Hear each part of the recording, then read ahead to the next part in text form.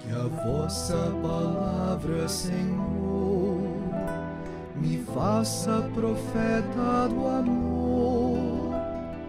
Dai-me a sagrada unção e a ousadia do coração para anunciar o Evangelho de Deus, palavra da salvação. Cuidar dos bens e do projeto de Deus. Queridos e amados irmãos e irmãs, celebramos a liturgia do 33º domingo do tempo comum. Recorda cada cristão a grave responsabilidade de ser, no tempo histórico em que vivemos, testemunha consciente, ativa e comprometida com o projeto de salvação e libertação que Deus Pai traz e apresenta a todos nós. A primeira leitura do livro do Provérbios apresenta a figura da mulher virtuosa.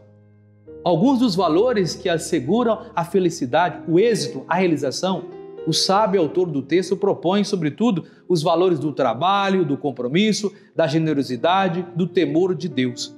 Não são só valores da mulher virtuosa, são valores de que deve revestir-se o discípulo que quer viver na fidelidade aos projetos de Deus e corresponder à missão que Deus lhe confiou. A segunda leitura da primeira carta de São Paulo deixa claro que o importante não é saber quando virá o Senhor pela segunda vez, mas é estar atento, vigilante, vivendo de acordo com os ensinamentos de Jesus, testemunhando os seus projetos, empenhando-se ativamente na construção do reino, empenhados na evangelização. O Evangelho de Mateus apresenta-nos dois exemplos opostos de como esperar e preparar a última vinda de Jesus. O empregado, quer dizer, o discípulo empenhado, recebe o louvor e o reconhecimento por fazer frutificar os bens que Deus lhe confia. E condena o discípulo que se instala no medo e na apatia e não faz render e nem multiplicar os bens que Deus lhe entrega. Com essa preguiça e medo, esse empregado desperdiça os dons de Deus e priva os irmãos, a igreja e o mundo dos frutos a qual tem direito. Amados irmãos e irmãs, mais uma vez, o evangelista Mateus apresenta-nos um extrato do discurso escatológico, onde aborda o tema da segunda vinda de Jesus e define atitudes com que os discípulos devem esperar e preparar essa vinda. A vinda do Senhor Jesus é uma certeza, e quando ele voltar, julgará os homens e as mulheres conforme o comportamento que tiveram assumido na sua ausência. Veja, uma versão desta parábola: o Senhor é Jesus, que antes de deixar este mundo entregou bens consideráveis aos seus servos, os discípulos.